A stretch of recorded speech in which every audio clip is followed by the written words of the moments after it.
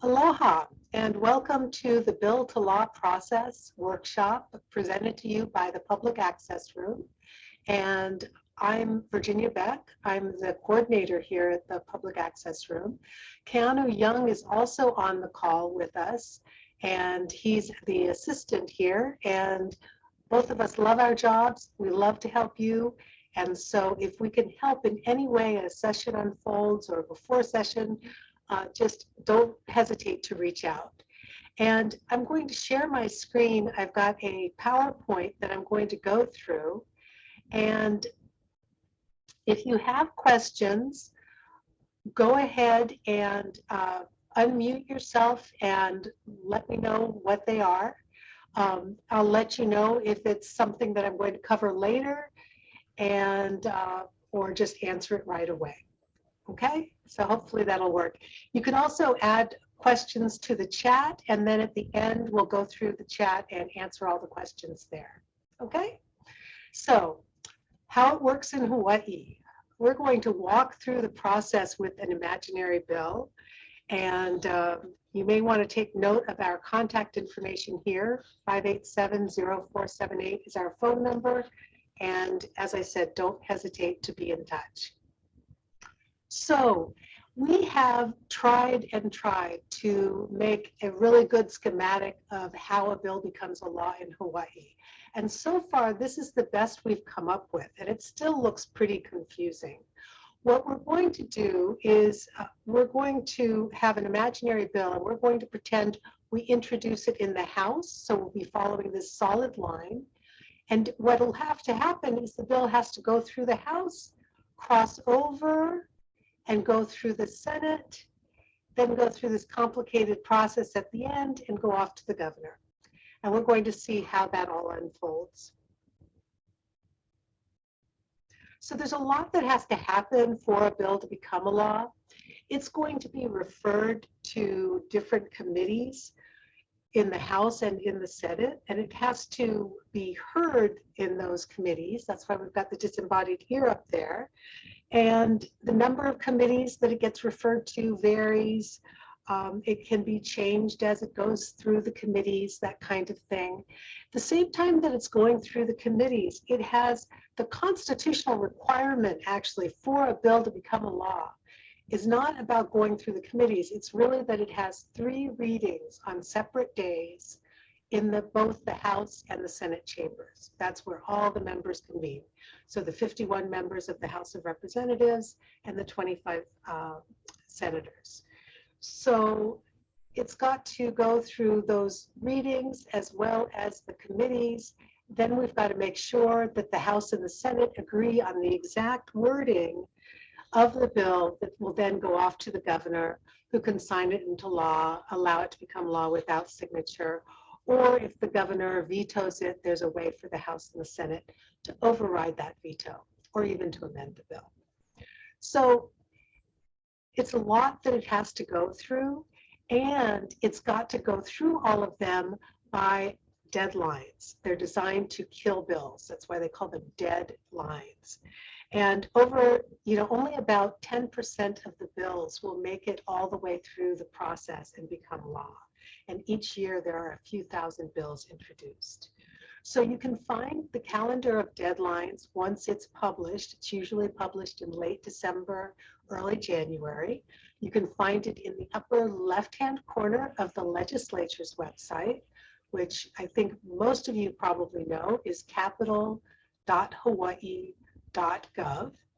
You can also find it on the Public Access Room website under the current legislature tab. And we're going to follow an imaginary bill. Bills start as simply ideas for new laws, and then legislators translate those into bills, and if the bills are successful, they become an active law. And if you have an idea for a new law or to change an existing law, you really want to try to get to the legislators by the fall. The common rule of thumb is to try to get in your request by Thanksgiving or so, because they'll have a lot more time to talk to you about your idea and really try to flesh out the bill. So how you would approach the legislator is to summarize the problem or the opportunity, and then just list what you think the law should do. And you really want to think this through before you approach a legislator. You want to not just find someone who will introduce the bill for you, but someone who's going to champion the bill, who will really get behind your idea. So you really want to sell them on this idea. So for our imaginary bill, we've got an idea. The problem is traffic in the islands. The answer is, if everyone had a bicycle, there wouldn't be a problem. Okay, there are problems with that idea, but this is our pretend idea. So we might write a paragraph or so about the traffic problem and our idea of having mandatory bicycles. We could note that other states have enacted similar legislation. We might have a website that has lots of data that they can get statistics from, whatever would be helpful to them in drafting the bill. And when you wonder which legislator to go through, that's up to you. We usually recommend that you start with your own representative and senator, just as a courtesy, see if they can get on board with your idea, or perhaps chairs of the appropriate committees. Maybe if I've got a bicycle bill, maybe the chair of transportation might like my idea, and I could get him or her on board, and that would be good.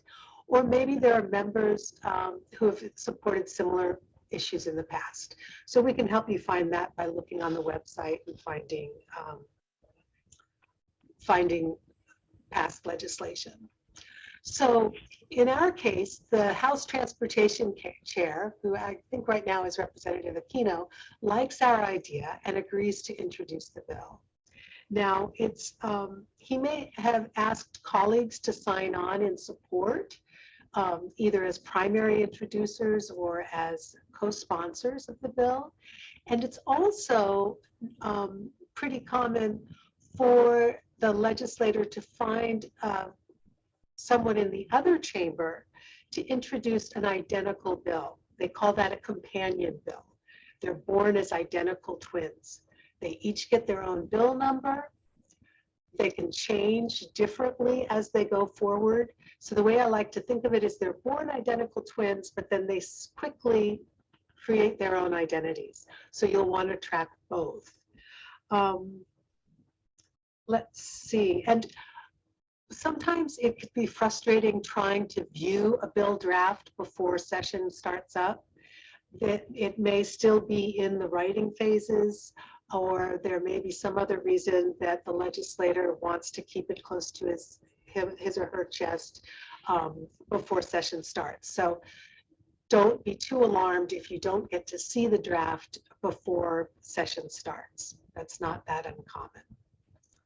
So the state constitution says on the third Wednesday in January every year, we start a new regular session.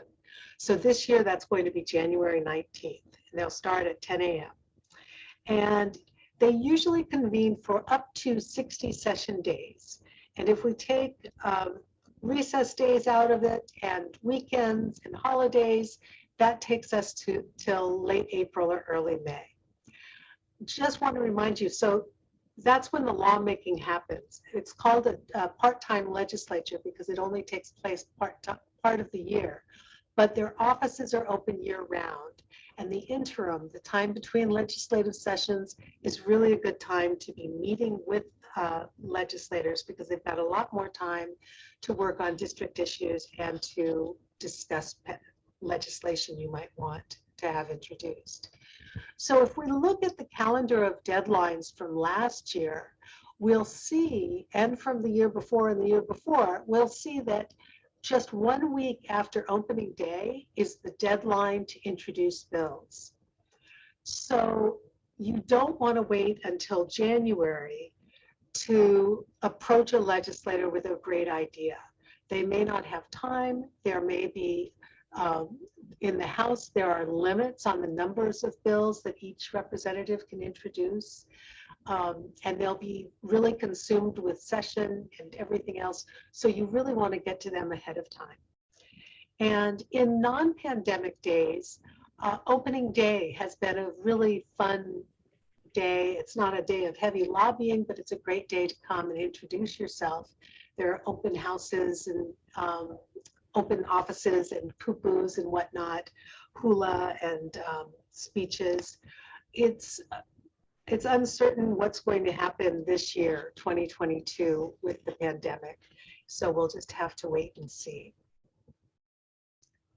So the legislator is going to turn to one of the 5 research agencies in the building to actually have the idea drafted into bill form. And when it gets introduced, it's given a bill number.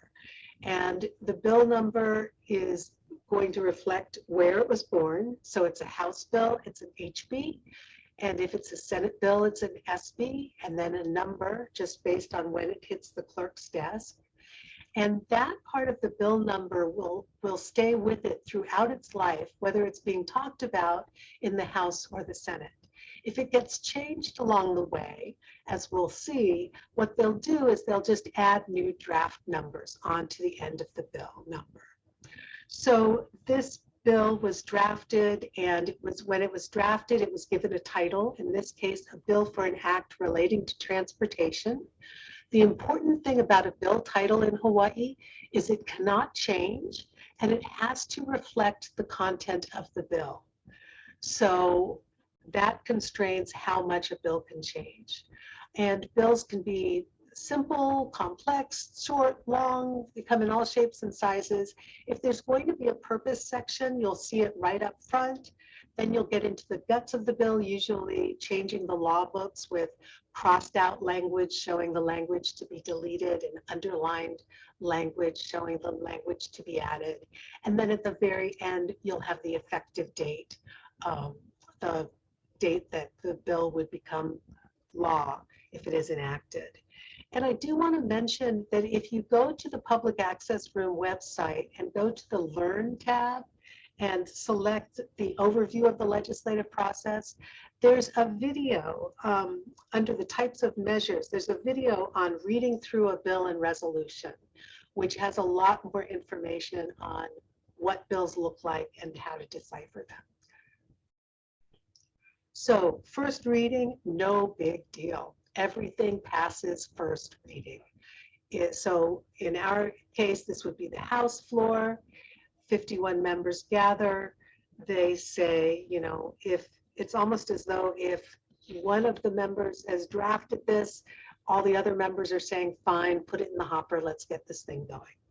So at this point, when they're introduced and past first reading, that's when we're going to be discovering bills that we want to follow, discovering bills that we want to put on our hearing notification list. And if you need help doing either of those things, feel free to contact the Public Access Room. We're happy to help you out. Then what we'll do is we'll wait to see what committees the bill needs to go through. And this will appear on the status page. Who gets to decide which committees the bill goes through is leadership. So usually the Senate President working with the Majority Research Office and the House Speaker each figure out what committees each piece of legislation should go through. And it's based on the subject matter of the bill, but they can also make the path easier or harder depending on their wishes. And it'll usually go to the subject matter committee first, and then on to committees with a broader purview. And so this is what it looks like on the bill status page. Our bill got referred to transportation, then commerce and consumer protection, and then on to finance. So this is what we call a triple referral. It has 3 stops along the way. And you know that you can find the bill status page by just putting in the bill number on the home page of the legislature's website in the upper left-hand box. So the number of committees the numbers of committees that the bill has to go through is going to determine what deadlines they need to worry about. And we've got a handy handout that's available under the current legislature tab on the Public Access Room website that's called Which Deadlines Apply to My Bill. And it helps you figure out, based on the committee referrals, which deadlines you need to worry about. We've been referred to 3 committees in this case, so we need to get out of the first committee and into the second committee in time to meet that triple referral deadline. It's the deadline to get into the second to the last committee. So what we'll want to do, if we're in favor of the bill, we'll want to ask for a public hearing. Now, we're going to go through this process assuming we're in favor of the legislation. If we're against the legislation, of course, we'll want to stop it every step of the way that we can. So you would ask them not to hear the bill if you were against it. But in this case, we're saying, yes, we want to have a public hearing. We're going to have to move quickly because the deadlines come up really fast. Usually the triple referral deadline is just 2 weeks after the bill introduction cutoff. So that comes up really quickly. The committees need to provide a 48-hour notice, or in the case of the Senate, the first committee needs to give 72 hours notice, and the committees may not meet every day. And so they've only got so many committee slots that they have to hear bills. And if you want yours to be one of them, you'll want to go to the person with the power to schedule it, and that's the committee chair. And who gets to be the committee chair and who gets to be on which committee is again decided by leadership. Leadership decides a lot of things here at the legislature. So the chair's office has a lot of things to consider. You know, your bill is just one of many that may be on the same subject. There may be other things that are taking priority. They may be being lobbied by other members to hear particular bills. So there's a lot that's going on for the committee chair. But you want to go to the committee chair and ask to please schedule it for a hearing. Because if it doesn't get heard, it's going to miss that triple referral filing deadline, and it's going to die in committee. And that's what happens to most bills. In fact, so many bills get introduced, pass first reading, get referred to committees, and that's all. So they just die there because they never get heard. So if you don't want that to happen, you want to get a hearing going. Now, if your bill is not going to be heard by the chair, if the chair doesn't want to schedule it for some reason, you can go to the other members of the committee and see if they could help influence things. The other thing you can do is keep an eye open for other bills that are kind of like it or on the same subject matter that you may be able to offer testimony on. And the way you can keep up with all of that is really through the hearing notices. You can, identify bills that are of interest to you and put them on your measure tracking list. But I would also encourage you to go ahead and sign up for hearing notices from that first subject matter committee. So that if I'm interested in a transportation bill, I sign up for all of the transportation committees in the House and in the Senate, so that anytime they have a hearing, I get emailed a hearing notice. I can quickly glance through and see what measures they are hearing and see if there's any that I want to testify on. And you can, of course, also sign up for particular bills. So you'll want to make sure that every bill that you're lobbying for is on your hearing notice list. So if your bill does get scheduled for a public hearing, you know what is the next step is you get to testify. And the time is always short. They're going to, I said 48 hours notice, but then they want your testimony 24 hours prior. So really do your best to get it in by the deadline, but they've sometimes been quite strict with the deadline. So if you try to get it in, if you miss the deadline, it's worth making a call to the committee clerk to see if there's any way to get your testimony into the record. And try to keep it short. 1 page is really ideal. And you want to get other people to testify as well. And then in addition to writing your testimony, consider whether you can go ahead and appear before the committee and make your most important points up front, to design a 1 or 2 minute opening so that if there's a time limit, you don't get cut off. And right now, we don't know. The question gets asked of me, do I know how they're going to do things in 2022 as far as oral testimony? And I don't. Right now, I'm assuming that they will be using Zoom in much the same manner they did in 2021. Whether or not they're going to also have the meeting rooms open to the public to be able to have in-person testimony, I really don't know, and we'll just have to wait and see. And whatever you do, don't read your testimony. That's really tedious to the members. They've got your written testimony in front of them. They really want you to just summarize your main points. So after they've gotten all the testimony, they could make a decision right then at the hearing, or they could defer it to another date and take action on it another day.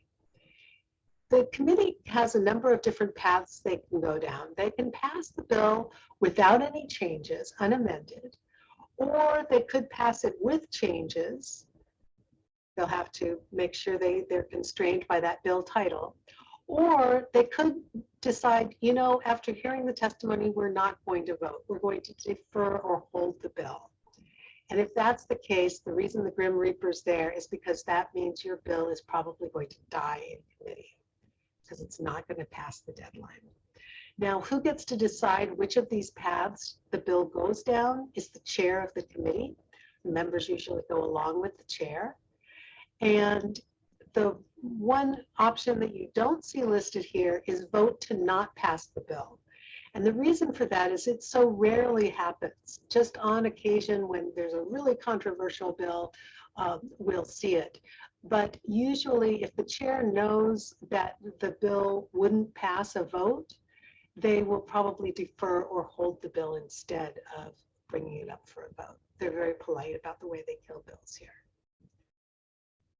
So, so the Transportation Committee decides to vote with changes, and every time they move a bill forward out of committee, it's going to be accompanied by a committee report, which is basically a letter from the chair to the speaker or the president if it's in the Senate, and it's going to summarize the bill, any changes, and that kind of thing. In our case, they've decided on a number of different changes. And these first two are ones that you'll see quite often at the legislature, and they can throw you for a loop the first time you see them. They decided to change the effective date to July 1, 2099.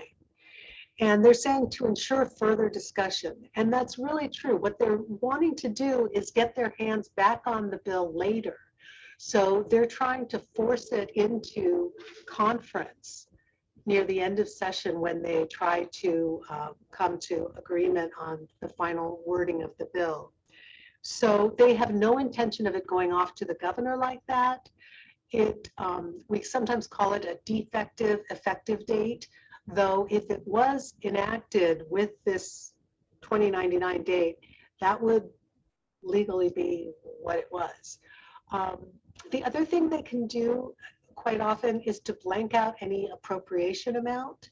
So that again will be fixed or filled in at the end of session during conference when the money committees, the Ways and Means and Finance, decide how much money they've got and where it can be appropriated, and they can fill in the dollar amount. If they want to keep a dollar amount associated with the bill while it's moving forward through the legislature, they'll put a notation in the committee report. And then they've also said, well, we want to add a helmet provision. So those are the three major changes the Transportation Committee is making. So they're not major changes except for those, odd ones, but they could be pretty significant. And it may take some time. One of the things that can be frustrating to people is they can go to a committee hearing or a decision making, and they hear the chair summarize the changes that are going to be made, and then call us the next day and say, well, where is the new bill? And sometimes it takes a little while. Just rest assured that the chair is very aware of the deadlines. And it's very unusual, I've only seen it happen once or twice, that a bill doesn't get reported out in time for the deadline. So usually you can rest assured that's going to happen. So this is when it'll go for second reading. It'll come back out of the committee, which has, maybe 8 members or whatever it has, and then it'll come back to the floor, the 51 members, and get voted on again in its changed form. And usually this happens after the first committee. It's not set in stone as to when the second reading takes place. And this is what it looks like on the bill status sheet. And ignore the members, because I just kind of cut and paste this. So we've got members on different committees than they really are. But so it says transportation passed with amendments. It shows how people voted. It got reported out as amended, and it's got the standing committee report number. We can view the standing committee report on the bill status sheet on the right-hand side. And then it passed second reading as amended and referred on to the Commerce and Consumer Protection Committee. So then the next thing we get to do is ask again for a hearing, ask the CPC chair. And the lateral deadline is usually just a week after that triple referral deadline. I think that's how it's usually been. So we really, for those triple referral bills, they really need to move quite quickly. So you'll want to get right on the emails or the phone calls or whatever you're deciding to do, because the lateral deadline is the deadline that it's got to be in its last committee. So it's if your bill does get, I don't know what I was going to say. If your bill does get scheduled for a public hearing, then of course you get to testify again. And you don't need to worry about a whole new creative writing project. You can do essentially the same testimony you did before, but just make sure that if there were changes to the bill, your testimony still makes sense, and make sure you've changed any references to committees so that you're addressing the correct committee, that kind of thing. Don't count on them having read your previous testimony. They won't necessarily have done that.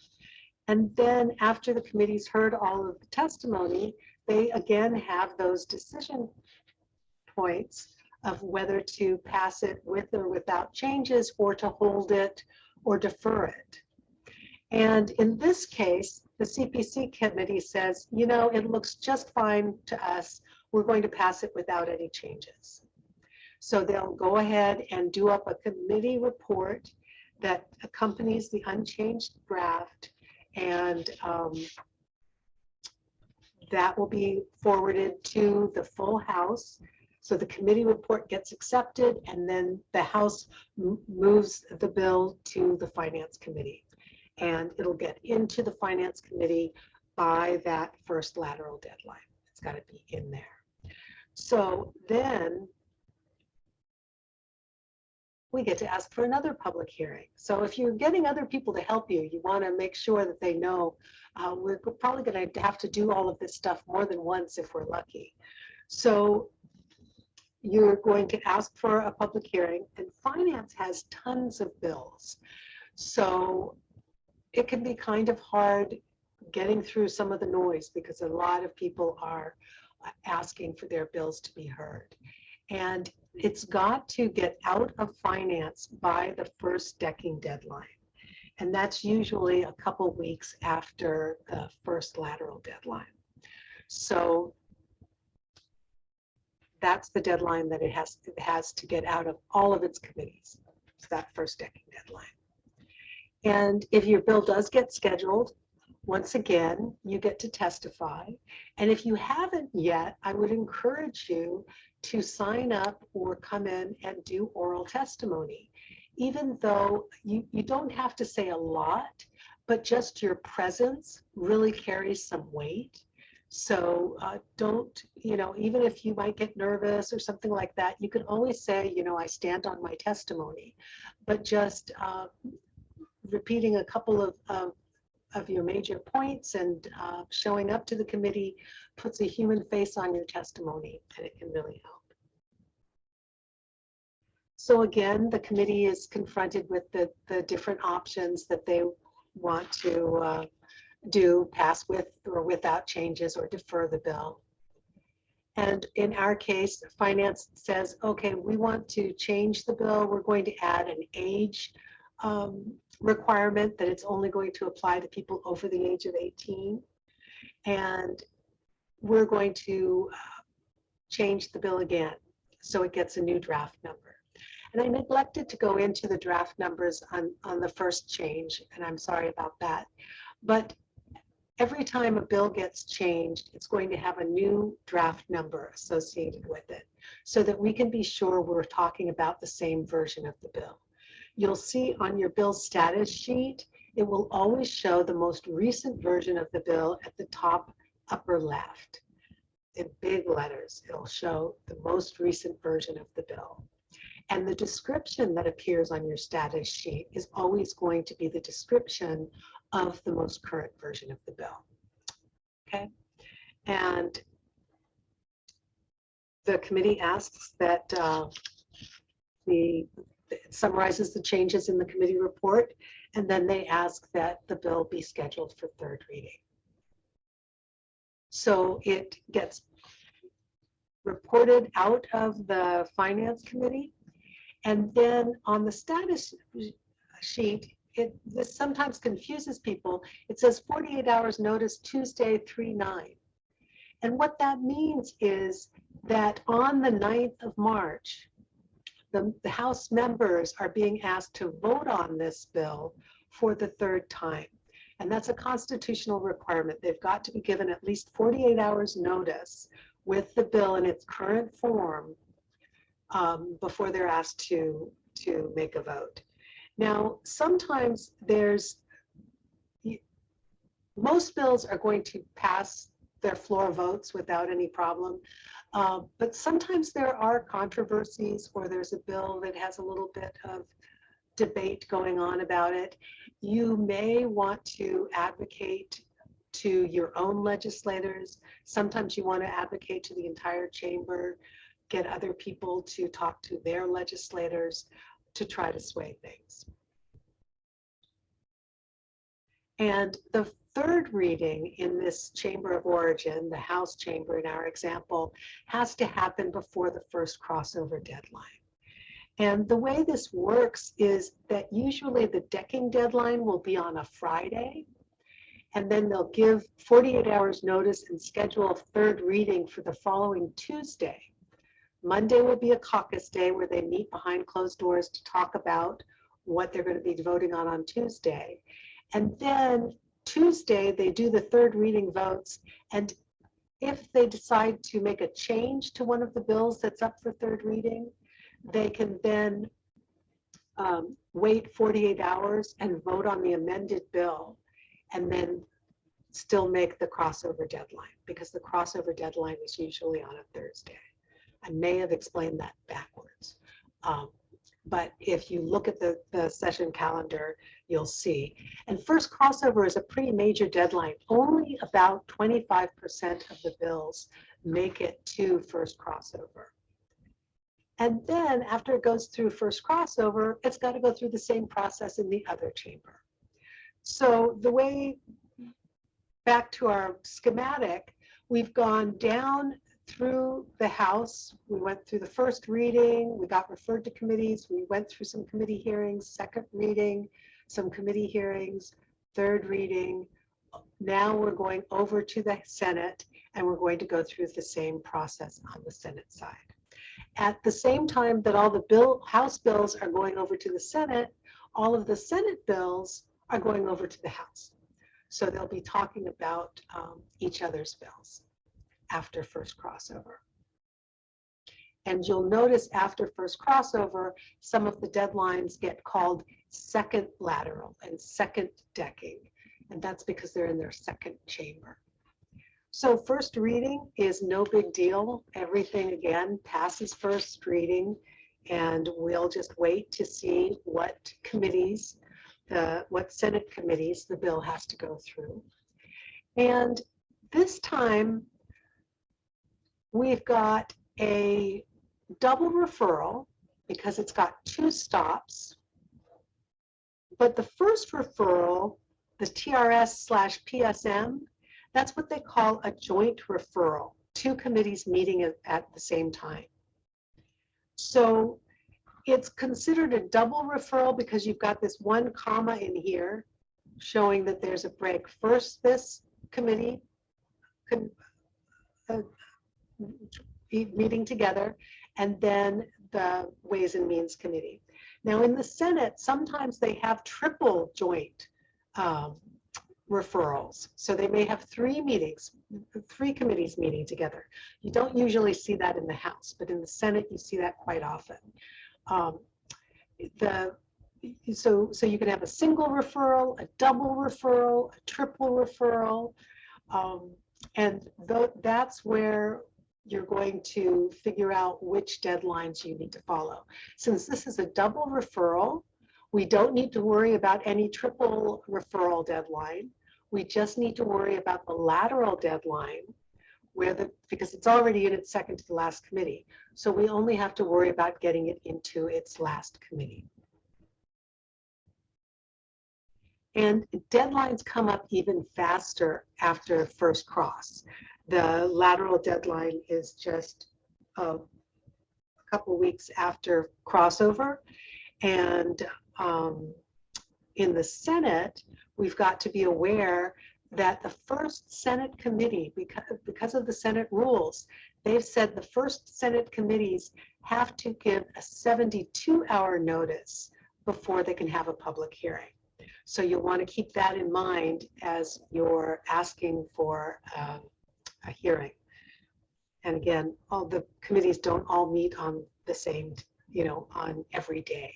So they may only meet on Tuesdays and Thursdays. And so you've got to backtrack 3 days so that they can give notice and all that kind of thing. So bills have to be in their last committee by the second lateral deadline. And when you've got a joint referral like TRS-PSM, the first committee listed is what they call the lead committee. And they're the folks who are going to be actually scheduling the hearing, and they're the ones you want to approach regarding the hearing. And the joint referral, as we saw in the, counts as just one stop on the referral process. And the committees are going to meet together, but they're going to vote separately. And they have to decide on the same thing moving forward, and they will then present a joint committee report. And of course, you get to testify again, and don't count on the members having read your testimony that you put in when the bill was in the House. You'll want to go ahead and approach them as though they haven't read your testimony. And this may be the last time you get a chance to talk orally to the committee, because in the Senate, only one committee has to have a public hearing. The other committees can have decision makings where no oral testimony is provided for. So in our case, they've got the decision making again of whether to pass it with or without changes or hold the bill. And the joint committee schedules the hearing and passes the bill with changes, SD1, Senate Draft 1. They add in a provision for the Department of Transportation to be the expending agency for low-income residents getting help with getting bicycles, and reports it out in time to make the deadline. So we can see this on the committee report. They scheduled the hearing. You'll see 2 lines, one for each committee, passing it with amendments. And then that was on the 16th of March. On the 25th of March, just in time to meet the deadline, they reported it out with recommendation of passage on second reading and then referral on to WHAM. And then it goes for second reading the second time that the Senate, the 25 senators, are considering this bill in its new changed condition, whether or not this is a good idea for a law and whether it should go on to the Ways and Means Committee.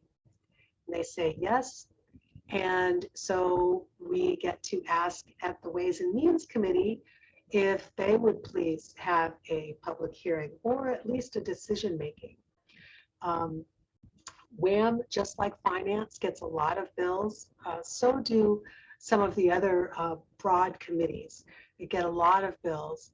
So there's a lot of noise again, and you're going to want to try to get through that to make sure that your bill is one of the ones that's scheduled. And in this case, they are going to do a decision making only written testimony. But if it does get scheduled, you want to testify. And then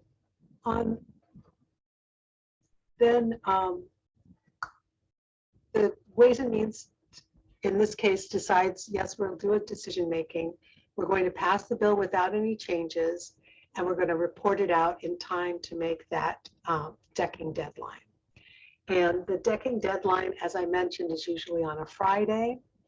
And then the bills will be up for third reading on that Tuesday.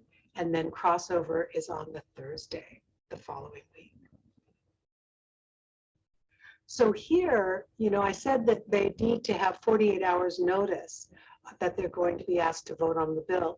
In this case, they're giving a 1-day notice. There are weekends and recess days between the 9th and the 13th in this example. And the reason they can just give 1-day notice is that the bill hasn't changed since the Senate last saw it when they voted on it for the second reading. So they've already got the 48 hours notice. This is just a courtesy to let them know that it's coming up for third reading. And third reading has to happen before the second crossover deadline. And if it does make it, then it returns to the chamber where it was born. It returns to its originating chamber. So the Senate will transmit the bill back to the House. And then usually what happens is the bill's been changed while it was away. So the House accepts the bill, notes it was changed, do a procedural vote to disagree with the Senate's changes, and it prompts the conference process. And so you'll see here on the 16th, the Senate received the notice of disagreement. House conferees were appointed, Senate conferees were appointed right away. Sometimes you have to wait a little while. And then they tell each other, they note each other's conferees and get ready to go into the conference process. So the default is to disagree with the changes that were made in the non-originating chamber. There is a mechanism for the members to petition leadership to make an exception and to agree to the changes made, and that can happen, but usually it's a disagreement and then they can always change their minds later. So to find agreement on the bill, they've set up conference committees on each bill that's made it to this point. And the Senate leadership will appoint members from the Senate. The House leadership will appoint members from the House to meet on this particular bill. The chairs of the conference committees are usually going to be the subject matter chairs, the chairs of the committees that the bill went to first thing in their chambers. And usually the only talking that's done is between the chairs. The bills, these meetings are public, but they don't allow public testimony.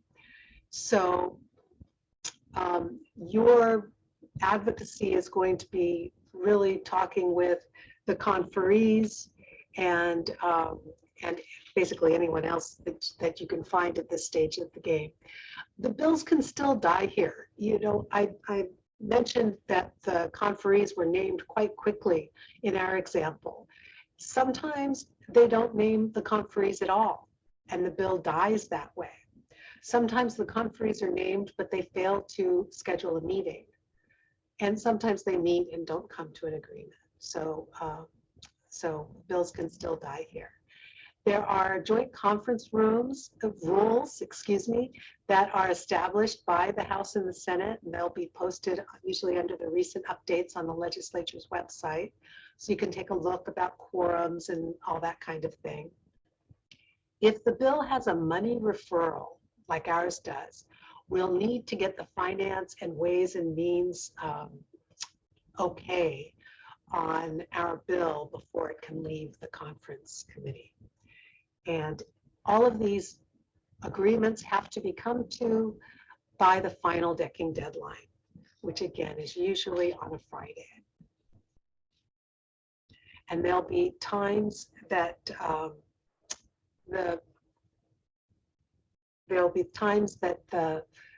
committee has to post its report and the bill itself and that kind of thing. We'll have specific times. And there'll be a deadline for non-monetary bills, and then the following day will be the deadline for bills with money. So, possible outcomes. So, if they could pass the bill with changes, they're supposed to be considering the two different versions of the bill that have made it, that were voted on by the chambers. So the HD2 version and the SD1 version, and compare those two and see which parts they want to keep or that kind of thing. They're not supposed to put in all new material into the bill. Usually that's written in the conference rules. So if they can get an agreement by the decking deadline, then that's good. We can have a CD1 version if both the House and Senate conference committees vote that they like the CD1 version.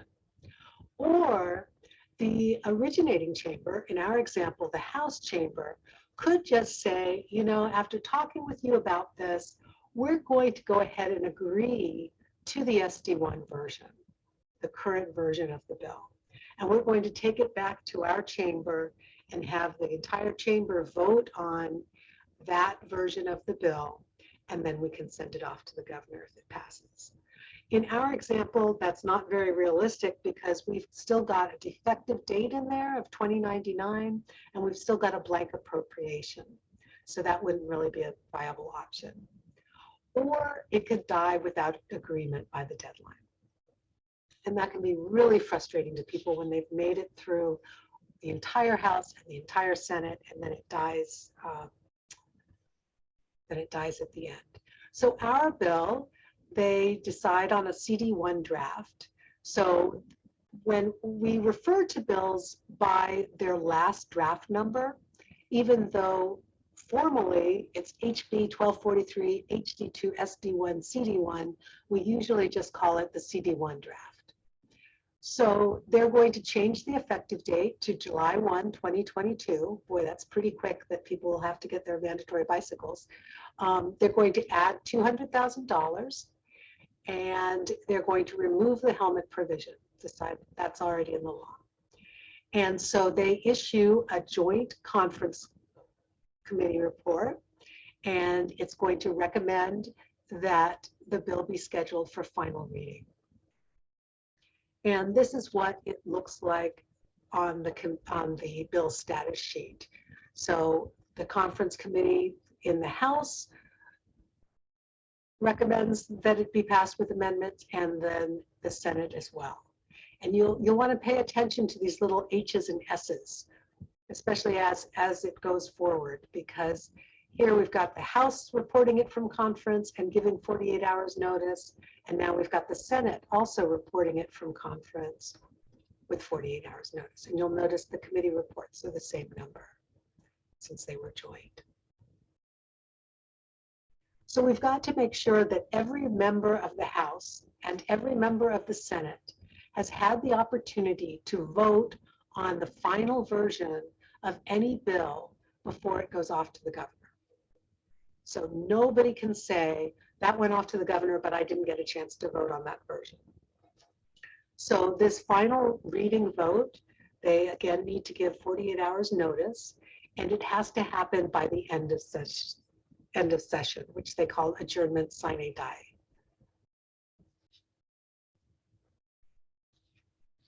And then if it passes that, then the originating chamber is going to transmit it or enroll it or engross it. The language can change, but it's all the same thing. They'll send it to the governor. And so on our schematic, we've made it all the way through the House. We crossed over, made it all the way through the Senate, went through this rather complicated process of disagreeing, going to conference and final reading. And now we're off to the governor.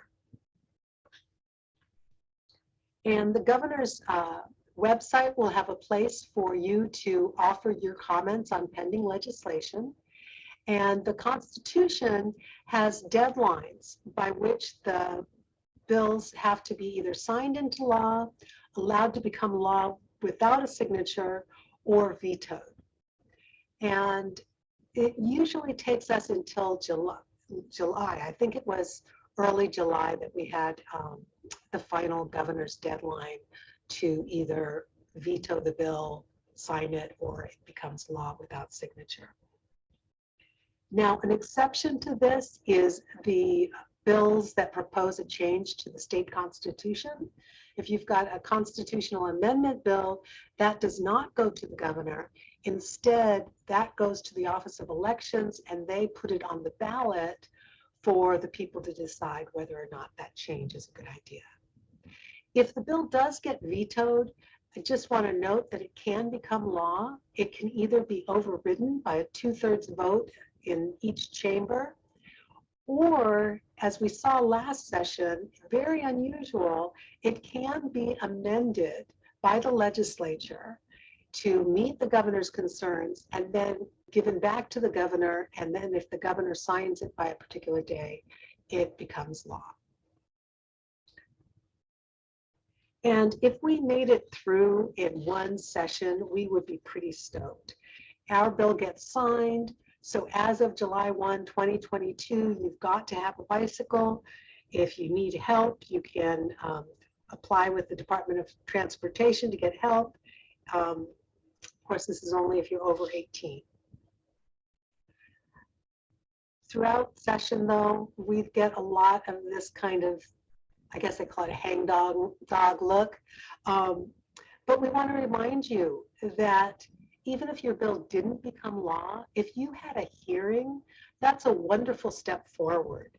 And, you know, maybe there was a really good discussion, or you raised awareness, you educated legislators, maybe you found potential allies. So look for the progress and don't give up. You want to get ready for the next year's session. Look for allies to help share the burden of work so that you don't get too burned out. And before you know it, it's the third Wednesday in January again. And it's actually a 2-year cycle tied to the election. So in odd numbered years, after we've had elections the preceding November, we start afresh with all new bills. So that was 2021. And all during 2021, we talked about bills dying. Your bill dead, your bill's dead, your bill didn't pass out of the legislature, it's dead. But actually, those bills get carried over to the even numbered year. So in this case, to 2022. So when they start up on January 19th, they're going to be introducing brand new bills with higher bill numbers. But in addition, they could act on any of the bills that were in the pipeline from the previous year. Now, if nothing changes, nothing changes. So if our bill made it all the way through the House, crossed over to the Senate, and is stuck in the Senate Transportation Committee, then we'll need to have talked to the Senate Transportation Chair to get them to hear the bill and move it forward. So you don't need to remember all of this because you've got this office called the Public Access Room, and we're happy to help. We've got lots of handouts and lots of material under our Learn tab. Under the current legislature tab, that's where you're going to find the deadlines, the lists of legislators, the committee schedules, all that good stuff under the current legislature tab. So, no known cure for the advocacy virus. You've obviously got it if you're spending your Wednesday evening with us here. But treatment is available by participating in your democracy, and you're always welcome in the Public Access Room. And some others describe the bill to law process a little differently. You've heard of the sausage comparison, that kind of thing. So another way that people can describe a bill to law would be, say I want a double-decker tree swing. Great, I get someone to introduce it. It gets amended in committee and they say, okay, it's got to be a double wide tree swing. I guess I could live with that. It gets changed while it's on the floor, which is very rare, but it can happen. And it's supposed to go right through the tree trunk. As enacted, they've put up braces, they've dissected the tree, but someone's going to hit their head. As funded by Ways and Means and Finance, it didn't get any funding. So the state agency says, well, all we can do is this useless thing lying on the ground. As reported by the media, they've had it a little bit upside down. As understood by the public, they don't know we're talking about tree swings. And what was actually needed was a tire swing. So this is to remind you to keep your sense of humor because it can help to keep you sane, but also not to be too wed to your initial vision. A lot of compromise has to happen at the legislature. And if you're sure that your answer is the only one, you might be blind to a much better solution. So that is the conclusion of the Bill to Law process workshop. And if you haven't already, we would invite you to follow us on Facebook and on Twitter and explore our website. Call us or email us if we can be of any help, and I'll be happy to answer any questions that anybody has, or if there's anything that I left out that you think we should do. I can look at the chats.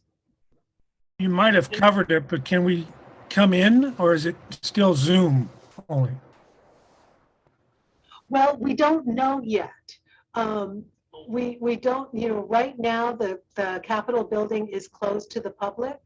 So I don't know if it's going to be open to the public come January. I just don't know. I think it's going to depend on what happens with the pandemic, and our building is, I don't have any control over the building being opened. So we'll wait, and as soon as the building is open to the public, we'll let you know if you've signed up for our newsletter and email alerts on our website. We'll let you know about that.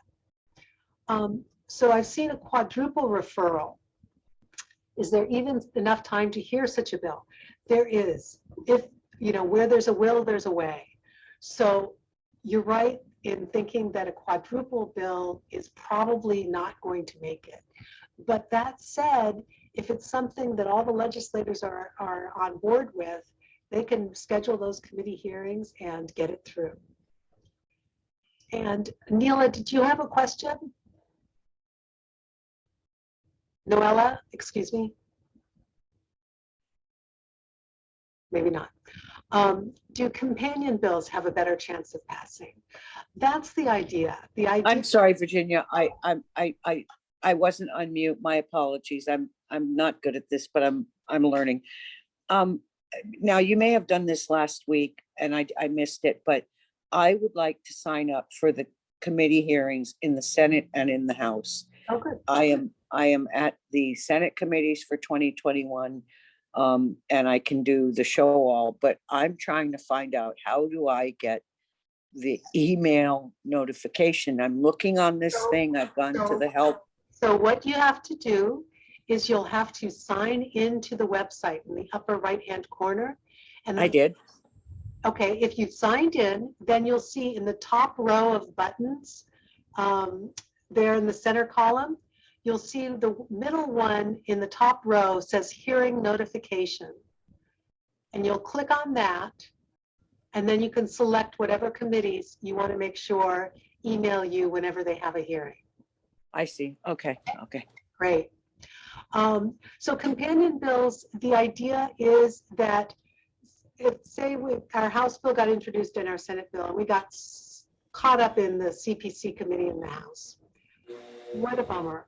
Maybe our Senate bill can go through and cross over, and we'll have time to talk to that CPC chair before it gets to him. So the idea is that it can help to better your odds. I'm on the Hawaii State Legislature website where it says sign in, register, help and home. And it says view the legislative calendar. The legislature has adjourned. I don't know how to pronounce CNADA, and find your legislature. That's all I have here. I don't see where I can. It says on the side here, hearing notices. Upper right, on the upper right corner where it says sign in, register. Yeah. You need to sign in or register. Okay.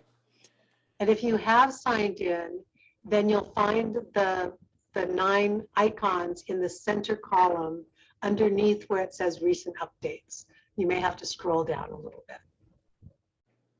So okay. Is there a minimum amount of committee members that need to be present for committee reading? Yeah, so for a hearing, there's no quorum necessary. In fact, sometimes you'll see just 1 or 2 members present. The others may be watching from their offices, that kind of thing. But for a vote, they do have quorum requirements, and I don't remember exactly what they are, but I think they're spelled out in the House and Senate rules. And if a bill passes a committee, will that, or do you know the answer to that question, Keanu? Sorry, which one, Virginia? What constitutes a quorum during a committee hearing to take a vote? It's half of the members plus 1. Okay, that's what I was thinking, but I wasn't confident. Okay. If a bill passes a committee, will that following reading just be a matter of procedure, or could the reading on the floor be rejected? Good question. Yeah, they could vote against the bill on the reading. So they could fail to have a majority of the members pass the reading. Or what could happen is sometimes what they'll do is they'll recommit a bill to a committee and basically say, we're not even going to take a vote on it. Doesn't happen very often, but they can also do that. So there are a couple ways the bill can die when it's on the floor. Let's see. In regards to quadruple referrals, oh, that was an Sorry, I answered some of them just because, I've been home. So for everybody, I've been homesick, and Virginia's been working hard in the office. So I was trying to help answer some questions so she doesn't have to stay late. And the transitions made it maybe a little bit difficult for Virginia because she had to slow down for the presentation. So that's my fault.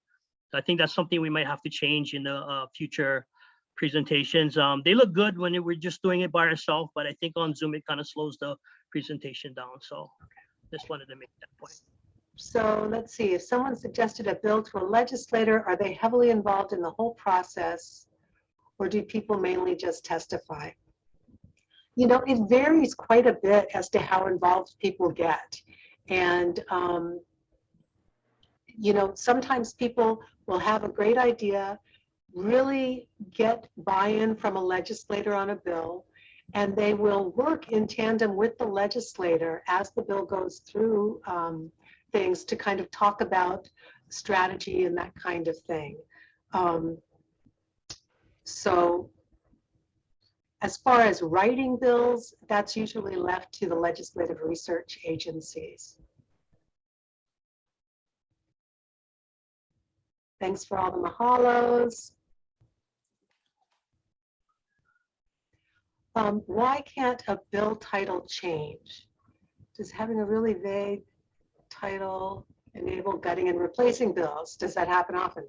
Yeah, so you're right. If it's a very broad title, like we saw relating to transportation, that mandatory bicycle bill could be gutted, all of the language on the bill taken out except for its title, and then replaced with language that would be about inter-island ferry systems. That would be allowed because it's still relating to the title. So they are conscious of the fact that the bill title doesn't change when they're drafting the legislation. As far as why it can't change, I believe that's specified in the Constitution. And I don't have the reference right in front of me. But if you email me, I'll be happy to answer that question to make sure. Is it true that one committee has to present a testimony and the other committees make the decision?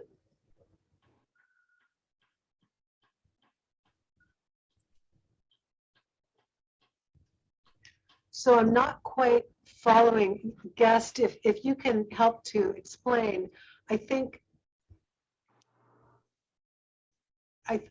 that I'm not understanding what exactly the question is. Yeah, so the question was mainly you mentioned that one committee has to hold a testimony session, and then you said other committees will make the decision. So Right. my question was, is that part of the 3 readings when you mentioned committees? Are the 2 others the decision-making committees for the reading? Because it No, has to be so- 3 readings in so- one for the bill prior to crossing over. So So that's what I wanted to clarify. So this is a common misunderstanding. So the readings are with the entire chamber, and the committees are just certain members of that chamber. So they're separate from one another. So it always has to have 3 readings. So that's the process where when it's in the Senate, which is when we're talking about with these decision makings, it can go to the first committee, can have a hearing, and the second committee can just do a decision making. Or the third committee can just do a decision making if it comes to that. But it doesn't have any influence on the reading process. Because what's going to happen is it's going to have those 3 readings regardless of its activity going in and out of the committees. So it'll have the first reading, start to go through committees, go back for second reading, go through any final committees, and then come back for third reading. Does that make sense? And it can happen before crossover or after, you know, and if it was a House bill, or I'm sorry, if it was a Senate bill, it could have happened in the first part of the session. So if we had a Senate bill that was referred to 2 committees, the first committee could be a hearing and the second committee would just be decision making. Does that answer your question? Great. Yeah. So it sounds like the entire chamber does the entire reading, but Right. it's committees that are responsible to do the testimonies and do some decision making. Yeah, thank you so much. That really clarifies a lot. I appreciate that. Sure, sure. So anybody else have any questions or anything I can try to clarify?